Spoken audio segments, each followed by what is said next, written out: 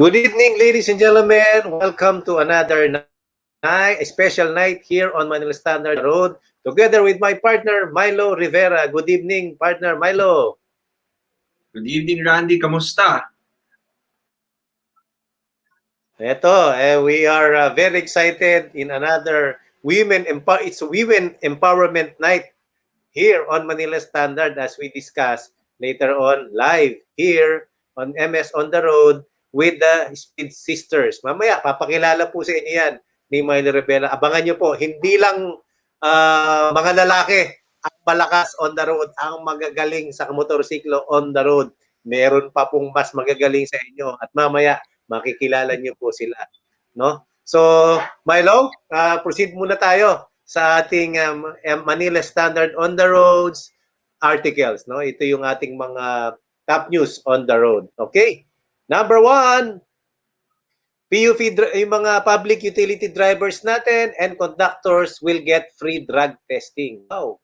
Okay, the Land Transportation Office and the Dangerous Drugs Board today signed a memorandum of agreement that aims to provide drug-free testing, no, for our transportation sectors. The MOA signed by LTO Assistant Secretary Edgar Galvante and the Dangerous Drug Board Chairman Secretary Catalino Cuy on behalf of the respective agencies targets to get off the country's roads the public utility drivers and conductors who are under the influence of drugs. Cuy said that the agency was granted an additional budget to be used to support the drug abuse prevention and control programs of the other agencies such as the LTO under the Philippine Anti-Illegal Drugs Agencies. No? DDB Executive Director Undersecretary Earl Saavedra said the MOA will pave the way for the release of funds through a government-to-government cooperation. An amount of 1,532,500 pesos will be downloaded to LTO for its anti-drug priority. In turn, the LTO chief gracefully accepted the grant, saying that the amount will greatly help in the conduct of drug testing for PUB drivers and contractors. Yan. Yun, maganda to, Milo. Alam naman natin, meron pang mga meron pang mga PUB drivers na tingin ko talagang medyo medyo hindi pa nakakaiwas sa droga. So dapat ma-test lahat yung mga yan para drug-free ang ating daan. Siyempre, malaking bagay din yan in ensuring na safe ang ating roads kasi pinag-uusapan natin sa ibang mga episode natin yung kahalagaan ng roadworthiness ng mga kotse at lahat ng mga vehicles rather. Pero syempre, binibigyan din natin halaga yung importansya ng overall worthiness ng mga nagmamaneho rin mismo. At hindi na-exclude dyan ang ating mga PUV drivers. Yeah. Pareho dapat roadworthy, yung sasakyan tsaka yung driver. Combination yan syempre, di ba? Given Tama. yan. All right.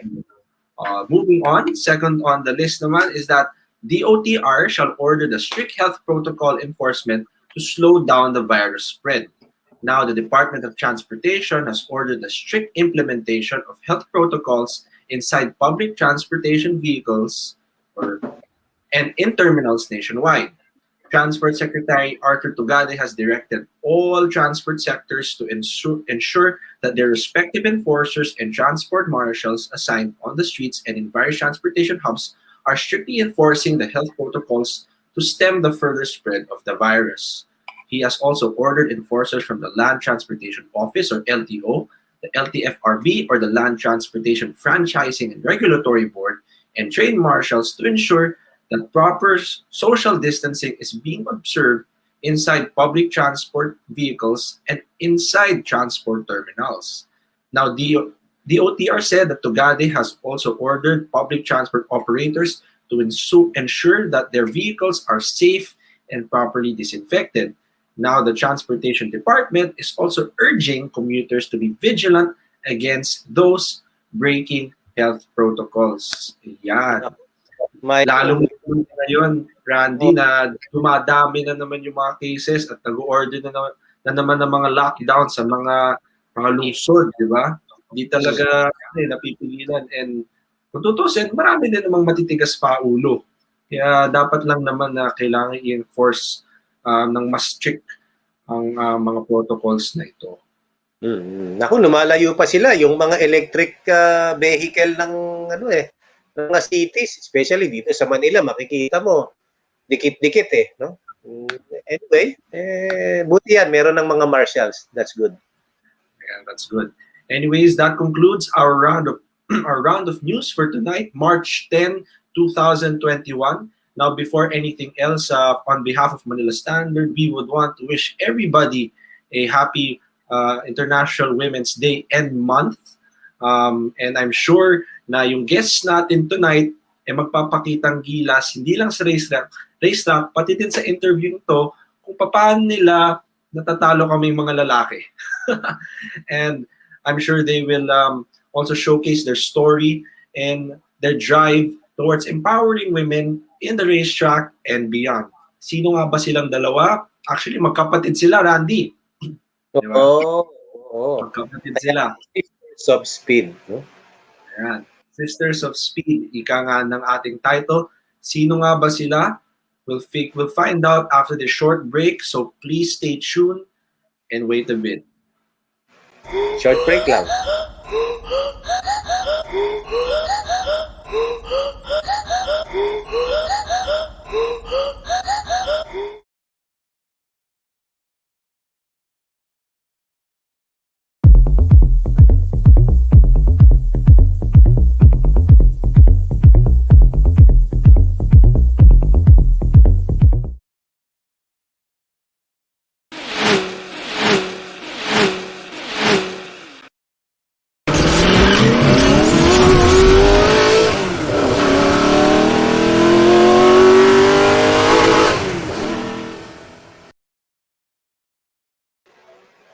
Ayan. Welcome back, everyone, to Manila Standard on the Road. Again, this is a women's empowerment episode, a women's empowerment special of Manila Standard on the Road. And tonight's guests will surely entertain all of us as they tell us their story and also showcase to us men, tayong dalawang partner, dalawang lalaking host ngayon. Magyayabang sila ng konti kung paano nila tayo tatalunin sa pagmamaneho, or in this case, in riding. These are two champion sisters who've made beating men on the racetrack a habit. So hindi na natin palilipasin pa. Joining us tonight, we welcome Miss Des and Miss Jack Buncho. Good evening. Hi guys, good evening. Hi, Jack, Des. Nako.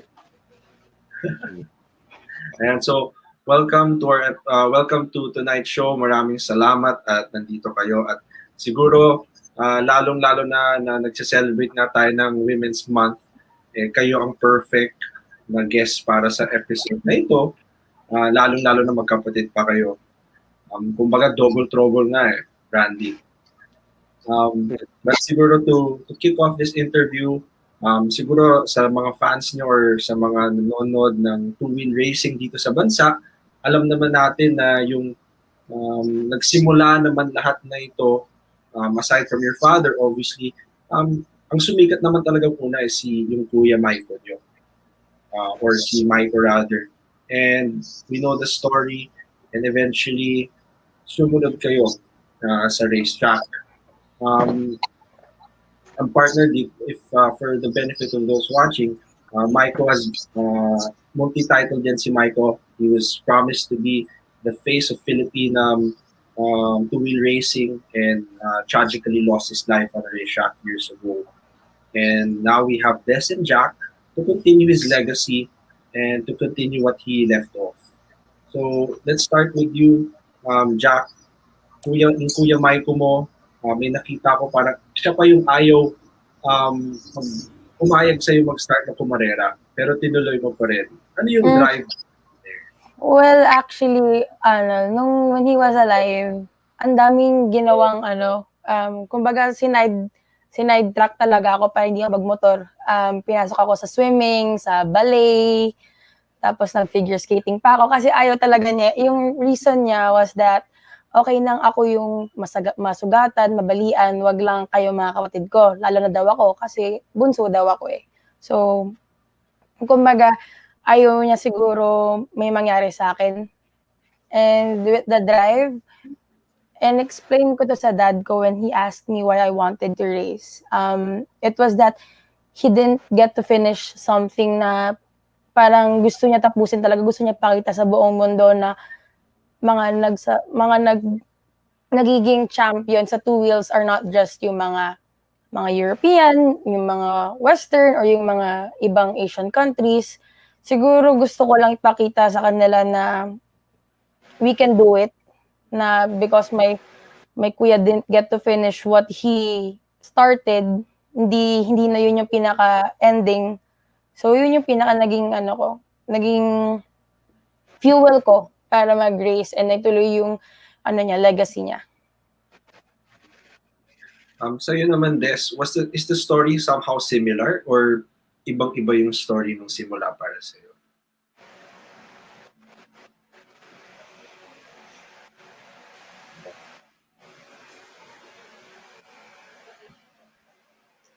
Parang nag-static si Des, no? Nag-static, nag-hang. Nag-hang si Des. Ano yun na ba ako? Ayan, nag-hang ka kanina, Des.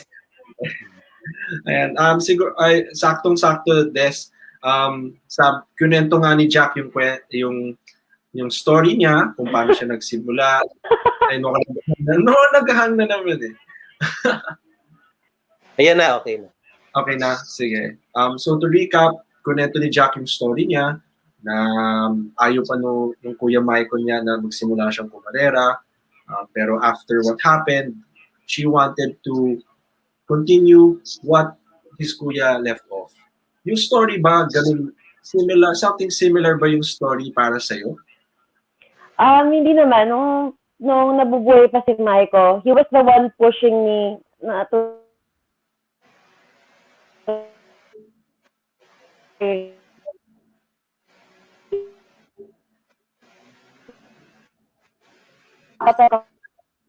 so it was when Jack started to race, na-feel ko to be an ate to her, and nung una, dinadalaw ko lang siya during practices, dinadalang ko siyang food, but then sabi ko sarili ko, try ko rin kaya. And then yun, na-in love din ako sa sport. So, yun, sabay na kami.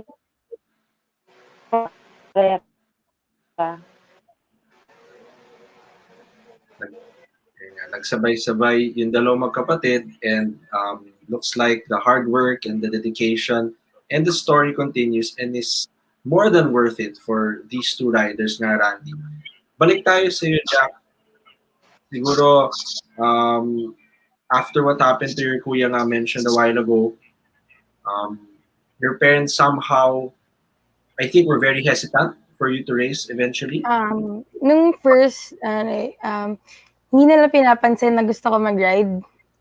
Kumbaga parang sabi ko, di gusto ko matry. Kasi nung time na yon, we were handling a foundation we were handling the Michael Bunsha Foundation that was for young Filipino aspiring riders. So we could support and we could help them with whatever we can. Tapos, syempre ako, nung time na yun, I was about 13 or 12, parang naiinggit ako kasi sila nakakapag-motor, tapos sila nakakapag-ikot sa racetrack, tapos ako, andun lang ako sa tabi ni daddy, minsan hawak ng clipboard niya. So, parang yung una talaga, gusto ko matry mag-motor, ganun, sa racetrack. And then, dati nung meron pang Boomland, yung good friend ng kuya ko, which is si Kuya Michael, siya yung kinulit ko. Sabi ko, Kuya Michael, samahan mo ako, tulungan mo ako, ganun, mag-practice. Tapos, hindi talaga pinapansin nila daddy. As in, lahat ng gears, ako pa naghalongkat ng suit ni Kuya Michael. Nanghiram pa ako ng boots sa mga ibang riders, helmet and gloves. Kasi, I don't want to parang pester them with me riding. Kasi ayaw na nga nila eh.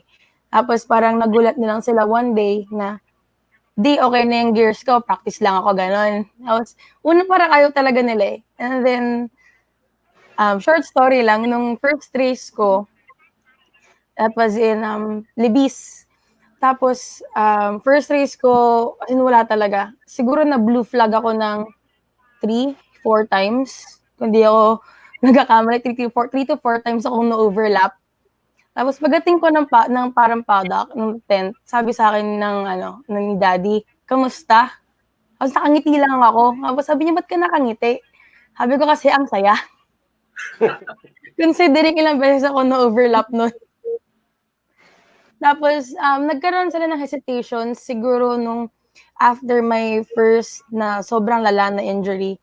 That was when nagsabay yung collarbone ko, tapos meron akong hairline, tapos meron din akong injury sa my arm. So, kumbaga 3 hits in one.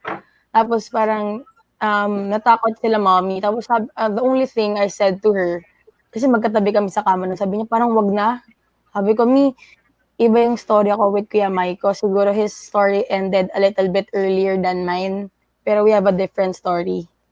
Parang yun lang yung parang siguro ma-at ease ko lang siya na yung siguro yung death ni Kuya Maiko was a way for other riders to come into the industry. It was a way for us na siblings niya to kumbaga makapag-engganyo ng mga riders na hindi lang sa bracket niya, hindi lang puro kasi ang reach ni Kuya Michael before was the male riding community, di ba? So they would never think na kaya ko mag-ride kasi babae ako eh. So siguro yun yung naging way na it's sad na we lost a brother, pero siguro in hindsight, his death was the main main reason why we are now here empowering other ladies, encouraging everyone na we can ride, you can ride, na yun.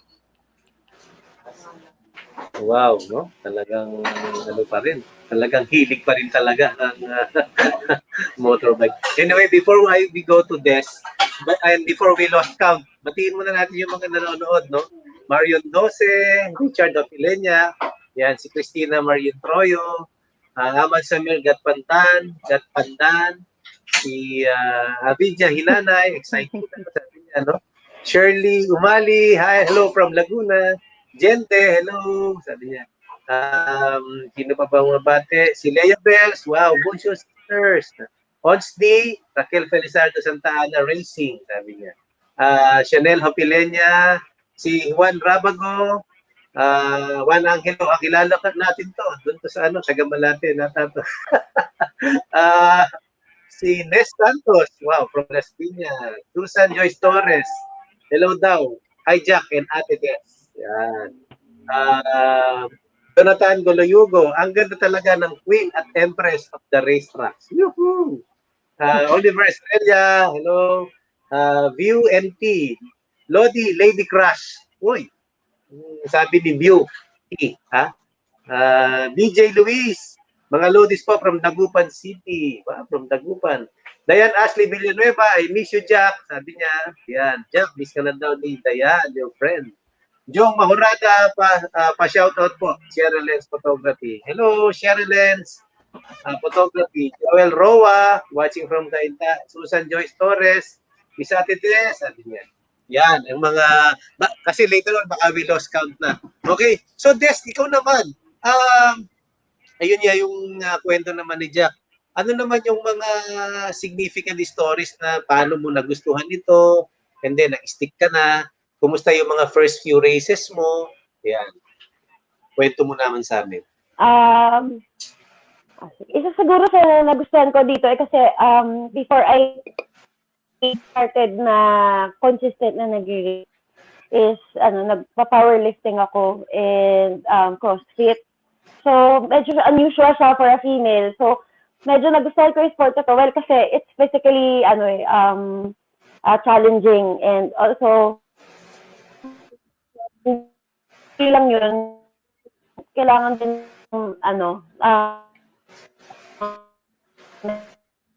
so, it's really hard to live up to the Buncho last name. Lalo na Maiko was a representative of our country. Tapos lahat ng races niya, all championships.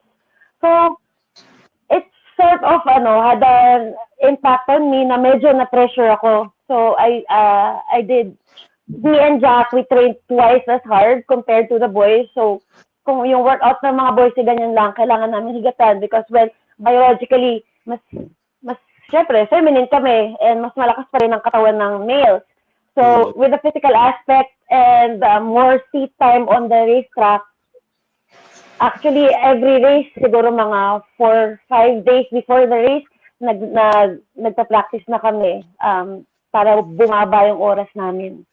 So, dahil nga po, lalaki yung kalaban namin, babae, okay lang matalo kasi babae naman. Ayoko kasi tingnan na gano'n. So, gusto ko rin nag-leave kami ng mark na mapatunayan din namin with other female na kaya manalo. Actually, after the 2018 season, may mga sumali na babae and then they come up to me and sinasabi nila na kami yung nag-inspire sa kanila na mag-race. So, nakakataba ng puso.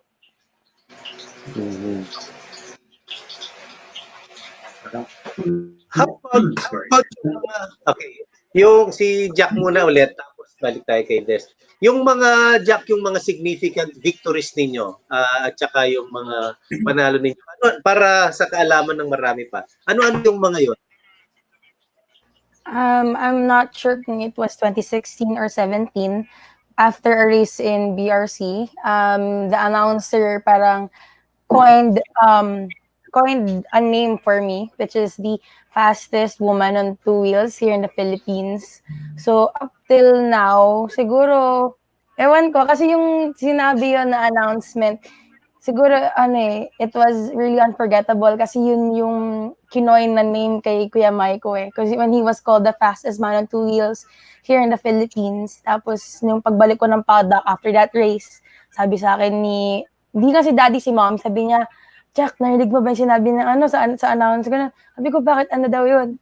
Sabi niya, fastest woman on two wheels. So parang, gusto ko umiyak, pero syempre, madaming nanonood. Sabi ko, hindi, I'm strong.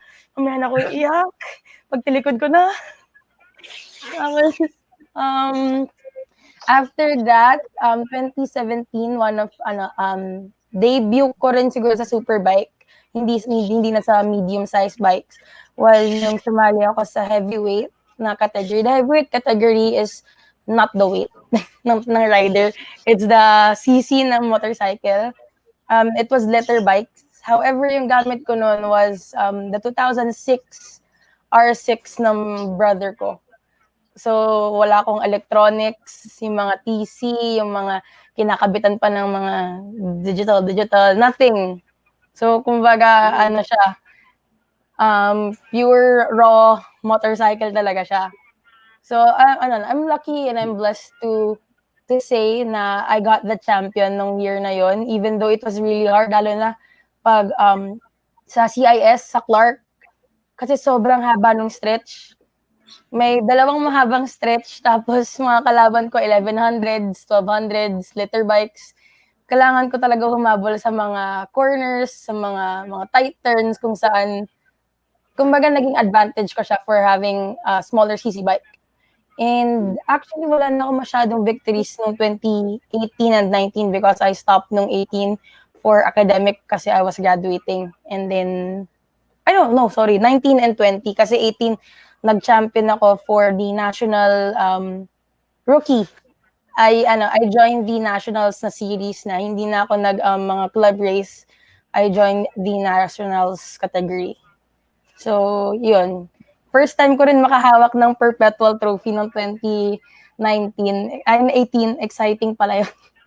Yung perpetual pag golden wheel. May ganun. Yung halos kasing tangkad mo na o kalahati ng height mo. Kalahati na height. Tapos sa sobrang bigat, yung kahoy mismo dun sa ilalim yung nagpapabigat palalo eh. Tapos nakatake mo sa taas, tapos may sira na lang. Pero yun nga, you mentioned, Jack, all your significant stories and achievements. Pero siguro to dig in deeper, how are you able to keep up with your conditioning? Anong ginagawa mo para ma-live up mo yung sinasabi nga na Kinoy na fastest woman in 2 wheels? How do you do it every day? In my part naman, siguro I don't want to be baka mabatikos ako sa comments pag sinabi ko na everyday ako nag-training kasi hindi naman talaga. So, yung tulad nga na sinabi ni ate kanina, siguro 4 or 5 days prior to the race weekend, minsan nasa race track na kami. And then, dati kasi nung medyo hapit yung series where I had to join 4 categories in 1 weekend, yun, iba yung conditioning ko nun. Nag-swimming ako, nagbubuhat ako, and then minsan tumatakbo pa ako nun. So, siguro depende rin sa load ng race. Siguro ngayon with the nationals upcoming, I won't concentrate on kasi ba normally pampanipis, pampapayat. Siguro ngayon my only focus is on getting stronger. Kasi sometimes the weight in superbike, okay lang yan eh, as long as kaya mo naman i-control yung motorcycle, kaya mo i-maneuver siya, kaya mo siya brasuhin, ganun. Siguro yun lang ngayon. And sobrang hirap nun kasi I have school. So medyo mahirap talaga i-juggle. Pero I make time, tapos with the help of my mom din, kunwari nakahiga lang ako, sabihan niya ako, yan ba yung champion? Siyempre ako, makukonsensya. Tatayo ako. Medyo nakakakonsensya. Tatayo ako. Guilty rin ako dyan sa totoo lang. Yan ba yun? Nakakahiya ka pag nakita ka ng mga taong naniniwala sa'yo, isipin nila. Tawa-tawa rin si Des. Des, ikaw naman, ano yung yung mga unforgettable mga victories mo, mga podium finishes mo and stories behind? Actually, kinoin naman ako as Des the Cat Bunsho. Because when I started racing talaga, puro ako injury. Hindi, well, walang injury, pero puro ako bad crashes, templang, mishaps. During the first year of my, racing. But then the next year, tiningnan ko ano bang mali sa akin. Then I figured it out. Masyado akong aggressive. So, the more I came down, the more naging smooth yung ride ko. That's where I started winning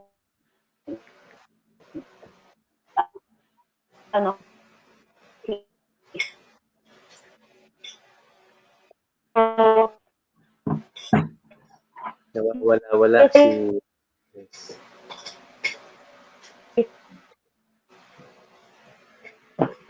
Des, nawawala ka. Oo. Mahina siguro signal. Yan, go again. Okay na. final race to complete the season in 2018. I was in crutches kasi nga my kneecap was damaged. So, but I still had to finish the race para ma-accumulate ko yung total points so I can be the overall champion for the year. So, memorable yun dahil kahit na na PWD ako, nakatapos ko ng race. Sayang yung mga unang sentences ni Des na putol-putol siya, no? Pero yun nga, Des, yung bali tama ba yung anong year yung naging top or even though saddled with injuries ay naka-finish ka, no? Saan banda yon? Medyo naputol-putol ka doon eh. Yeah. 2018 ba? Parang, I think I heard it. I don't know. Pero, ayun.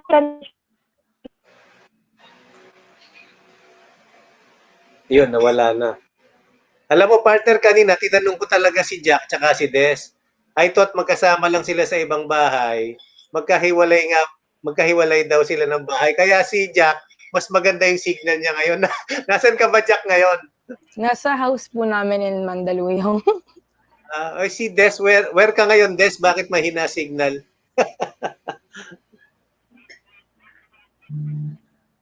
Kasi yung population dito eh. Ay, naputol ulit. She's in QC. She's in QC. season 2. Okay. Partner, ikaw naman. Oo nga eh. So, yun nga, kunento rin ng dalawang kapatid na they've suffered injuries in the middle of their races and have overcome those kinds of adversity. Ikaw, Jack, sorry. May effect ba yun sa'yo mentally? Siyempre, iba yung magka-injury eh. Tapos biglang kailangan mong pilitin sarili mong i-overcome yon. Kasi siyempre, meron kang objective o goal na hinahabol. How is it more difficult mentally or physically? When sometimes, diba, when we crash, yung mga mechanics, yung mga managers, they would only say two things. It's either pag bumalik yan, tatry niyang subukan hindi na mag-crash sa area na yon, or it's either pag bumalik yan, takot na siya doon or bumagal siya. Syempre, ayaw naman natin doon napunta sa pangalawa kasi a crash is not a hindrance eh. There was this one time na bago maputol ng tuluyan yung collarbone ko, nagka-hairline ako 2 days before the race. That was in Carmona. I was drinking. Yung doctor nun, hindi ko alam kung tama ba itong sabihin ko kasi hindi ko alam kung pwede sabihin to. Basta yung doctor nun, didn't give me a go signal to race. Kasi yung pagka-hairline niya, sabi pag may nangyaring something, tutuloy talaga siya. So, that was in Carmona. Nagsuot ako ng suit ko, yung butterfly na brace. Tapos naka-bandage yung buong dito ko. Tapos I was drinking 4 na Arcoxia kasi sobrang sakit. Para lang pamarin weekend na yon. Tapos, siguro kasi, at a young age, I saw my brother, I saw, siguro, mga shows na, like, MotoGP. Now, whenever they, like, fall from the last leg, pag next race, sometimes they're stronger, sometimes they're better than of they were before. Siguro hindi lang sa akin na-instill na, ingat-ingat dyan kasi dyan ka sumemplang. Kasi kung hayaan natin tayo tumigil kung saan tayo nahulog nung nakaraan, we will just stay stagnant, magplateau lang tayo kasi we don't want to exceed what happened kasi ayaw ko nga sa memplang ganun. And semplang yan, sticks and stones may break my bones. Nagagaling naman yan eh. Tapang? Wala. Matatapang kong mga babaeng to, Randy. Wala akong masabi. Hindi ko talaga ako matapang. Alam ni ate yan, there was one time na we were in Carmona, yung karera, after nun, nagibihis na ako. while I was taking off my inner liner, umiiyak ako kasi sobrang sakit. Sabi ko, wait lang, bagalan mo, wait lang. Si ate mismo tumutulong sa akin nun kasi sobrang nahihiya ako nun eh. Ano ko, up to now, nahihiya ako pag nakikita ko ng ibang tao na umiiyak sa truck eh. So up to now, siguro pag umiyak ako, nakatalikod lang ako or sila mommy or sila ate lang yung kaharap ko. Ito, ito yung partner, correct, yung hindi natin masyado narinig, sabi ni Jonathan Goloyugo, that was the 2018 season. The Empress naman, no, ang tawag kay Des yata, the Empress of the racetracks was running injured, yet she still finished the race and the season na complete niya. Na champion. Na champion. Yes. Grabe, no? Ayun. So, focus naman tayo ngayon sa kayong dalawa bilang magkakapatid. Siguro sa'yo, Des, bilang ate ni Jack, yung suporta mo sa kanya, yung tulong mo sa kanya, paano mo siguro nagagawa yun everyday na syempre alam mong dangerous yung sport na sinasalihan nyo. Tapos may history pa yung nangyari sa kuya nyo. How do you further motivate and also enrich your sister in what she's doing? Well, in what she's doing, which is also what I'm doing, so para sa akin, okay naman. So kailangan lang siguro I make sure na everything is well thought of. Kaya nga in-enroll kami ni Daddy sa mga riding schools like with the off-road school and then the California Superbike School. The more you invest on knowledge, the more you can prevent other prevent accidents and syempre widen your knowledge of the sport. Then will syempre eventually make you more confident. Jack, masasabi mo bang obedient sister ka pag pinagsasabihan ka ng ate mo? Aminin mo. Hindi. Hindi talaga. Talaga. Oh my God. See? Parang kung sasabihin na lang ni Des, ay, pasaway, sabi ni Des. Aminado naman po ako. Ayun. Okay lang yun. That was, parang nakikita ko naman si Jack was me before. Paano yung situation kapag nagkakasabay kayo sa race? Ano yung mga, like sina Milo and yung brother niya, nagkakasabay din sila sa race niyan. After that, kasama. Sa inyo, paano yung mga situations ninyo? Ano yung mga stories na magaganda pagka nagkakasabay kayo sa race? Never kami nagkasabay sa race as it is. Sa isang grid, isang grid, magkasama kami pero hindi kami same category. Kunwari, nagsama yung group A, group B, pinagsama sa isang grid. Ganun lang. Pero never kami parang face-to-face or like head-to-head. No. Pero alam ko si ate may good story. Nung lightweight A. Lightweight A, siyempre category nun. Ayaw nga pala. Alam ko si ate may good story. Sumemp lang ako kasi akala niya ata deads na ako eh. Diba? Oh, may mga time na syempre kapag nakakita ka ng yellow flag or blue flag, hindi ko pa rin kabisado yung mga flag. Syempre titignan ko kung sino. Kasi pagkakasama ko siya sa race, kakabahan ka.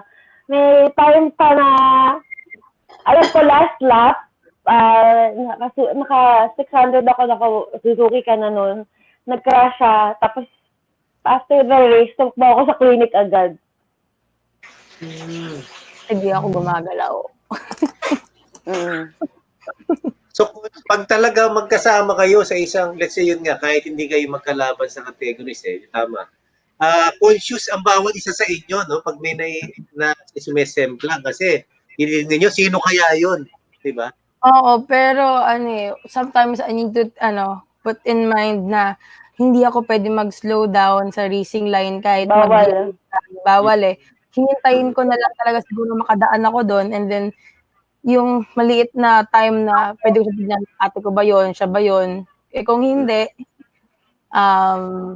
Go through ulit, tapos pag red flag, tigil na lang. Tapos doon ako makikipag-tsismisan, "Sino yun? Sino yun? Nakita niyo ba kung sino yun?"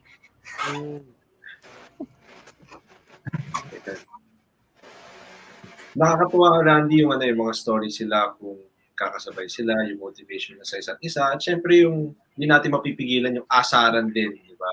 Saka yung wanting magiging asyoso at lahat. Ngayon, siguro, let's, sa'yo naman ulit, Jack, what's next? Sabihin natin, may pandemic na nangyari, napahinga kayong lahat. What do you do aside from being on the racetrack, and what do you plan to do eventually pag bumalik yung mga karera? Simula ng mga pandemic, yung first time ng ECQ talaga, sobrang higpit pa. Tapos meron na nung school, ayun, naging ako, school girl, because I'm currently a second year human biology student in San Beda University, Manila. Tapos, nung medyo lumuwag-luwag na, pero I still do follow the IATF na guidelines.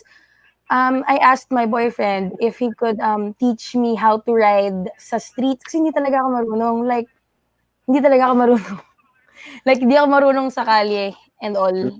Tapos sabi pa nga sa akin sabi pa sa akin ni ate nun dati, sinamahan niya ako before sa EDSA. Tapos, tinawanan niya ako kasi umiyak ako noon. Tapos sabi ko, ayoko na dito, hindi nila ako pinapadaan, sakit na ng kamay ko sa clutch, kasi inigit-git pa ako, ayoko na. Alam niya yun, kasi siya kasama ko noon. Basta yun yung pinaka-ano ko. Tapos yun, when he taught me, tapos we had, rides na during yung, siguro mga last quarters of the year. And then by December, November, nakuha ko na yung balita from CIS, from Clark, natuloy nga daw yung series for the 2021. Tapos, syempre, gahol na ako nun Anong date na nun? November, December, gahol na para lumapit sa mga sponsors. So, nung time na yun, mga sponsors na yung school sponsors na yung isa sa mga priorities ko nun. Kasi sobrang hirap humabol, lalo na tapos na ata yung pag-budget nila for the next year pag mga November, December. So, yun. Ngayon, I'm a hungry athlete. Mga excited Pare-pareho lang kami, Randy, na natenga ng matagal-tagal. Sobra. Dahil ngayon, babalik na yung karera, medyo excited na ulit. Babalik yung karera, walang budget. Oh, no. Yun ang masakit. Oh, no. Sa'yo naman, Des, what do you do? Same as what we asked Jack, aside from being on the race. Hindi, lalo na ngayon nagka-pandemic. Kasi ever since bata kami, our father, dinadala kami trail riding sa mountains. So this pandemic, I took advantage of it kasi sa bundok lang naman walang checkpoint. And sobrang walang tao. So I fell in love with it, and right now I started moto vlog na features my rides in sa forest, sa mga bundok, sa rivers, na ang daming, actually maraming mga kalaban sa Pirelli Cup na nag-convert. So talk about being an influencer. Ano yung mo, Des? Ano yung para rin natin, ma-promote? Ano yung channel mo sa YouTube, no? It's Des Boon Show. Yun lang. Well, Des. And then you can search Bundok Diaries. That's my series. May series. So, Des Boon Show yung sa YouTube. Bundok Diaries ang tawag. Yes.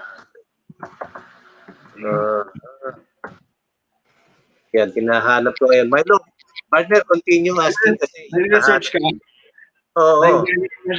Di mo sana pinatapos muna yung show pero yun. It's nice to know that you are very multifaceted in and out of the racetrack. Like what you said, Des, na kahit walang karera, nagagawa mo pa rin yung mahal mo, which is being on two wheels, riding wherever you wanna go, and documenting it actually. Now, we'll focus on the essence of siguro this month, which is highlighting women. Sa'yo ulit, Des, you've been racing, or the two of you have been racing in a field of mostly men. And it just so happens na natatalo niyo sila, or natatalo niyo marami sa kanila often. How does it feel for you to be able to empower other women to actually go into a sport that is male dominated? Sino muna? Ako ba? Des. Well, yun, we're living examples kami ni Jack. Well, that's just not it. I have a friend who's a pilot. So, sa panahon ngayon, marami na babaeng gumagawa ng mga, no time na yun ay panglalaki lang. So, I think, mas matapang ang mga babae ngayon, hindi ko maintindihan. So, I guess, just don't be scared if you want to try something. Lalo na ako when I tried racing, late, not like Jack. I already finished college now when I started racing. So, it doesn't matter what age you are and gender. If you want to try out something, try it out. Ikaw naman, Jack, aminado ka na iyakin ka pag nakatalikod ka na. Pero mukhang maniniwala naman kami na sa ginagawa mo, isa kang matapang na babae. Siguro for you naman, how does it, how are you able to encourage other women to not just join or participate in things that are male dominated, but to actually not see themselves as a disadvantage, regardless of where they are? Like what I always say in other interviews, lagi kong sinasabi na if you want to ride. If you want to do something, do it. Kung people would always say na hindi mo kaya yan, parang make that, parang yun yung magiging fuel mo na, di ko pala kaya na, gagawin ko to para sa'yo. Parang ganon. Kumbaga, prove them wrong. Prove the naysayers na pag sabi na hindi mo kaya yan, parang pakita mo na I can do it 10 times. Kasi kumbaga pag sinabi nilang, babae lang yan, ganon. Siguro other people won't take it as parang nakakapanlait, pero kasi it is parang okay, dahil ganun yung gender ko, hindi na ako nagiging parang threat. Okay, dahil babae ako, hindi ako dapat gawing competitor. So yun yung isa sa mga factors on why I love racing, is that yung pagsimula ko is sobrang konti ng females noon. It was about 2 or 3 lang ata. Kasama na ako included. I mean, in Metro Manila. Tapos when I had a break noong 2019, and then nakita ko sobrang daming nadagdag na babae. Sobrang daming, Luzon, Visayas, and Mindanao, ang daming babaeng nadagdag. Parang, some people would think na, siguro, hini-hate ni Jack yung mga ganyan kasi parang nawawala yung thunder ko. No it will come to a point na sobrang saya mo kasi ang dami ng babae sa industriya na, oh my gosh, ang dami na namin. Hindi na para pag-inggitan kung ano yung meron, kung sino yung mga bagong babae sa industriya. And back to the, yung kung sa women empowerment, lalo na when people say na you can't do it, always believe in yourself, you can, and prove them wrong. Very well, no? Des and Jack, no? Sige, bigay tayo kay Des. Like ikaw, Des, ngayon, you found I don't know kung career or let's say a passion, no? Ngayon, nagbablog ka, you go to the mountains, ang gamit mo, iba na yung gamit mo. And then si Jack naman, sa ngayon, nag-study pero still finding ways to, practice pa rin, di ba? So, ano pa yung gusto nyong ma-achieve? Ano pa yung goals ninyo? Especially, pag medyo lumuwag na, ano pa yung gusto ninyong gawin? Des first. Ako, I think it's to give back. marami ngayong lumalabas ng mga riding schools. So, parang gusto ko rin magturo. And maka-inspire pa. And syempre, mas maganda rin teacher nyo babae, di ba? Lalo na kung female ka, na gusto mo mag-enroll, hindi ka ma-intimidate. So, yun ang plans ko for the future is to teach. Number 1 ako, enrollee na ako. Enrollee. No, but no kidding, partner, before we go to Jack. Marami ngayon talaga, especially at this time na naghihigpit din si LTO, si DOTR, no? Especially sa marami kasi ngayon mga riders na. Gusto natin ng mga techniques, no? Yung proper maneuver, proper braking, proper getting ng line, no? Sa mga curves, no? Sa ngayon nag-aaral lang kami kasi ako weekend rider ako. Like on Sunday we have a charity ride, no, sa aming group. Gusto ko ring matutunan yung mga yung correct na talaga. Kumbaga sa basketball scientific, no? Kaya tama yan, maganda yung gagawin ni Tess na yan, no? We'll support you on that. Ikaw naman, Jack. Ano bang riding school ini-enroll mo, Randy, ngayon? Ano, no? Saan ka ba natututo ngayon? Wala, sa YouTube lang. Nanonood lang ako. Nanonood lang ako sa YouTube. Ano ba ang dapat gawin pagka-curve? Ganito pala, ganyan. University of YouTube. UI. And I know kung lahat ng riders sa daan ginagawa yun kasi ang daming kamote riders eh. Di ba? So, sige, si Jack naman. For me po kasi is I gave myself parang a deadline na I have 2 years to finish, kumbaga making a name sa industriya. Kasi after that 2 years, I'll be taking up my med school. So sabi ko sa sarili ko, kailangan ng 2 years na yon makapag-establish ako ng name. Kasi after my med school, kumbaga yung gusto ko magiging specialization will be focus on ortho. So kunwari, pag may sumemplang, saan tayo pupunta? Doon tayo sa yung doktor na rider dati. Tapos pagdating sa akin, saan ka sumemplang? Sa po, second corner. Sige, ganito yan. Yun talaga yung ko is to make a name now. And kasi I really can't rely on racing, lalo na parami yung nag-establish ng mga names sa schools. Like si Des, who is planning to make a school in the near future, and yung mga current ngayon, hindi na ako para makipagsabayan, lalo na if my sister wants to establish a school, hindi na ako para makipagsabayan, para makipag-agawan sa mga estudyante. Kung baga, ako na lang yung magiging silent operator na pag may nangyari sa inyo. Jack saves the day in the end. Saan ka sumemplang? Last corner. Hindi naman sinisemplangan yun eh. Napagalitan pa ni Doktora. Ano ba yan? Hindi mo sinisemplangan yun. Ano ba yan? Pag hindi, rider ka, pag hindi ka nag-undergo sa school ni Des, mapupunta ka sa... Kay Jack. Magaling na negosyo yan, ha? Magaling na negosyo yan. Win-win. Win-win. Ay, nako. Okay, anyways, yun. The two of you have continued to be role models on and off the racetrack, and we appreciate you joining us tonight.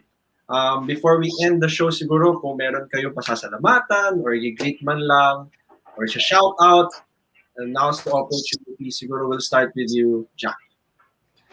First, I want to thank my sponsors, Myres Modifications, Motul Oils, KYT Helmets, Alpine Stars Philippines, Amaron Batteries, YSS Suspensions, SSS Sprockets and Chains, and Watanabe Riding Development, and Black Flag Apparel, and G4 Rice Mill.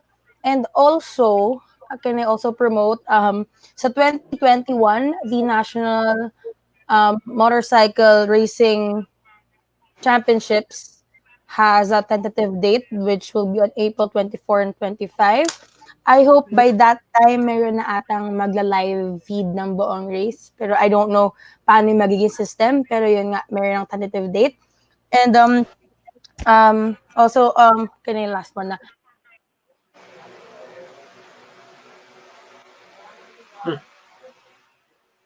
Ano nangyari?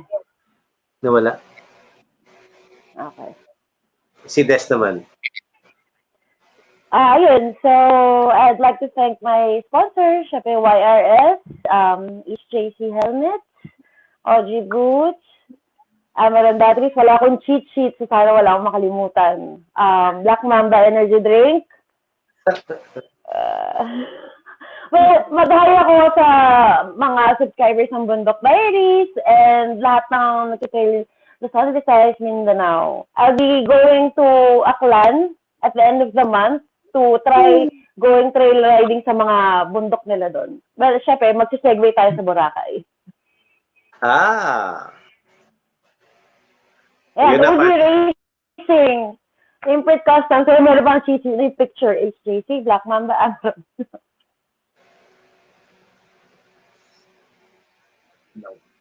Nawala na silang dalawa. Mukhang nagkaroon Ano, ng internet. sorry. Mag-hi din pala ako sa katrabaho ko sa Benelli Philippines. Yan. I also work for a consultant for Benelli Philippines for their marketing. Wow! And thank you so much, Des. Jack, balik kami sa'yo. Sayang naman yung cheat sheet mo kung hindi mo matapos lahat ng masasabi mo. So, tuloy mo na. Sige, go! Promote ka lang saglit yung sa April 12 to 18, meron tayong first digital motorcycle exhibit. Kumbaga yung para mga motor shows, pero online siya. And then you can find them online. I'm on Facebook as Online Motor Festivals. And you can find me on Facebook. My Facebook page is Jack Bunsho. And my IG is at Jack Bunsho05. Show some love and follow my Instagram and like and follow my Facebook page. Wah! The very charismatic Jack Bunsho, ladies and gentlemen. And with that, again, we thank you so much for joining us, Des and Jack Bunsho. We appreciate this conversation with the both of you as you continue to be an example, role models on and off the racetrack. It's not just about being the best on two wheels, but being the best woman in your own special way. So with that, and maraming salamat. And that again concludes another episode of Manila Standard on the Road. We will make sure that as the whole march continues, we'll be inviting inspiring and empowering women to share their story, lalong-lalo na ngayong march na, as I said. But for now, again, thank you so much, Des and Jack Bunsho, for guesting tonight. Randy, may gusto ka bang pasalamatan bago ko i-end tong episode na to? Yes! So, nakita ko na yung Bundok Diaries and later on, manonood ako. Yun na. Thank you. Thank you, Jagger. Ayan, panonoorin na curious tuloy din ako eh. Lalong-lalo na medyo nandito lang ako sa bahay palagi. Maka-experience na ng mga biyahe kahit nandito lang sa cellphone ko. But anyways, again, thank you so much. And this is on behalf of my partner, Randy Kaluwag. This is Myla Rivera saying thank you so much for watching tonight's episode of Manila Standard on the Road. Again, don't forget to like and subscribe and even share this episode and the previous episodes that we've had. And again, you can comment anytime you want, as long as you use the hashtag MSOnTheRoad. So with that, we'll see you again next Wednesday at 8 p.m. And again, thank you so much. God bless. Happy International Women's Month, and continue to drive safe always. God bless everyone. Bye-bye. Jack, Des, regards to Bye. Thank you. Thank you.